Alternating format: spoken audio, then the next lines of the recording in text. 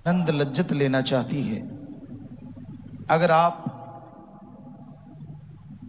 किसी कारणवश दुखी हैं, आपको टेंशन है, कोई परेशानी, कोई बीमारी है, कोई घरेलू, कोई पारिवारिक समस्या है, आप घंटा सुबह घंटा शाम 2-1 महीने सुमरण करके देख लो।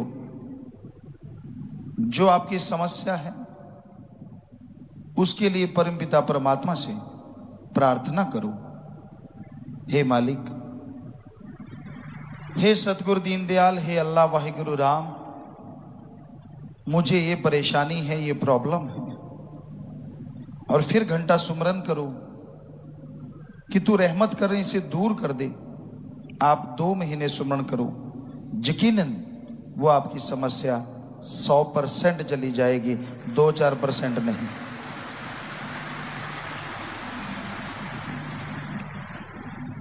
फिर भी कई बार जीव कह देता है, गुरुजी मुझे कोई तरीका बताओ, परेशान हूं, दुखी हूं। इससे अच्छा तरीका और क्या हो सकता है? और सब चीजों के लिए है। दुख है, बीमारी है, परेशानी है, कलह कलेश है, घरेलू समस्या है, बस घंटा सुबह शाम सुमरन ही तो करना है। लेकिन इस कलयुग में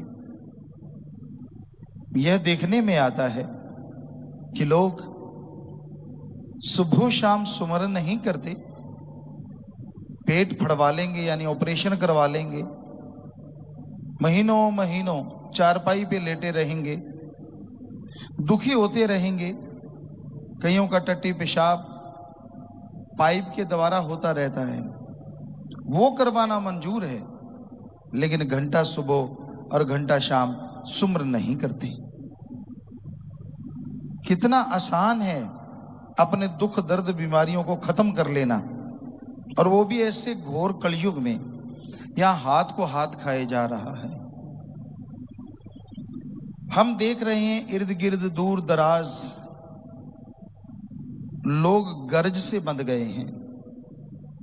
गर्ज है, स्वार्थ है तो प्यार मोहब्बत करते हैं, और गर्ज अगर नहीं तो सलाम, नमस्कार, सत श्री अकाल नारा लगाना भी पसंद नहीं करते। ऐसा घोर कलयुग का समय चल रहा है। हर कोई मतलब परस्त, स्वार्थी सा बन गया है। ऐसा नहीं है कि निस्वार्थ लोगों का बीज नाश हो गया है। निस्वार्थ भाव से प्यार मोहब्बत करने वाले भी हैं, पर बहुत कम। कोई आता है मेरे बेटा नहीं, कोई आता है दूध नहीं, कोई आता है बिजनेस नहीं, नौकरी नहीं, शादी नहीं हो रही, और कईयों को तो अजीबोगरीब हालत में तड़पते देखा। क्या चाहिए? बेटे ने मारा, फिर क्या आप चाहते हैं? मेरे पोता हो जाए। बेटे ने मारा, चाहिए पोता हो जाए। पोता तेरे लिए मखमल बिछा देगा। ये नहीं मांगते कि हमें गुरुजी भगवान चाहिए, अल्लाह राम चाहिए। मखमल बिछाएगा ही नहीं, सुलाएगा मखमल पे, चलाएगा मखमल पे, और उड़ाएगा भी मखमल पे। यानी इतना सा भी दर्द का एहसास नहीं होने देगा। उसको नहीं मांगते, दुनियावी चीजों में पगलाए हुए हैं। चलो, जैसा वक्त होता है संत मालिक से वैसी दुआ करके कर्म करवाते हैं। परम पिताजी दाता रहबर ने एक जगह लिखा है कि राम का कामकाज संतों द्वारा ही होता है। भगवान के घर के जितने भी कार्य हैं भगवान संतों द्वारा करवाता है, और सच है।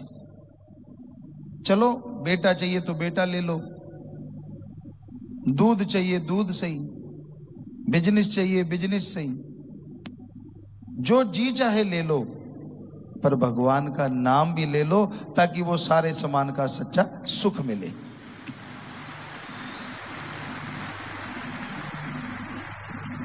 फिर भी इंसान सुमरन नहीं करता, मन मते दौड़ता है, मन मते कार्य करता है, मन के ख्यालों में दिन रात खोया रहता है, निंदा करता है। मां बाप की निंदा नहीं करनी चाहिए, पर मां बाप भगवान नहीं होते। मां बाप भी गलत हो सकते हैं।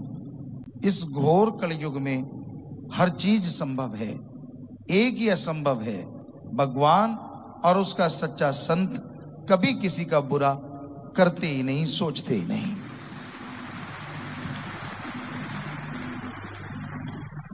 वैसे तो मां बाप की कोई निंदा करे, सामने वाला अगर ये सवाल कर दे, तेरी रगों में किसका खून है भाई, क्या आपके पास कोई जवाब है? क्योंकि जिस मां बाप की निंदा कर रहे हो, उसी के जीन्स, उसी का ब्लड, उसी का बने हुआ शरीर के अंदर भगवान की आत्मा है, तो आप कहां से भले मानस हुए? इसका सिर्फ एक ही जवाब है, मां बाप बुरे हैं। अगर कहे आप अच्छे कैसे हैं? अरे भाई, मुझे मेरे सतगुरु मां बाप ने गोद ले लिया है, इसलिए मैं अच्छा हूं। मां बाप सिर्फ मां बाप रह गए, उन्होंने सतगुरु अल्लाह वाहिगुरु को अपना हाथ नहीं पकड़ाया, इसलिए वो बुराइयों में फंसे हैं। इसमें मेरा कोई कार नहीं, उनके अपने कर्म हैं। ये तो पॉसिबल है, ये तो संभव है।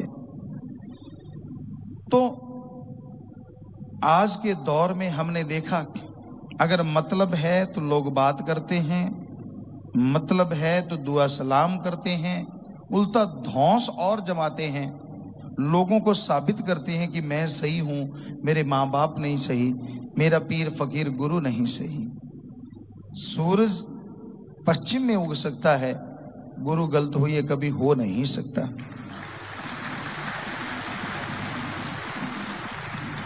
वो जो भी कार्य करता है अपने लिए तो करता ही नहीं, अल्लाह वाहिगुरु राम के हुक्मानुसार, सतगुरु मौला के हुक्मानुसार और सबके भले के लिए करता है।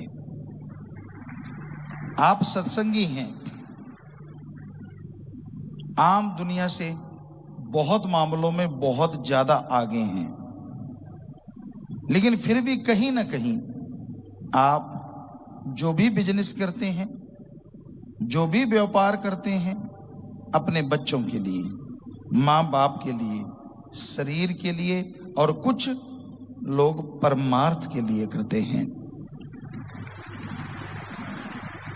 पर संत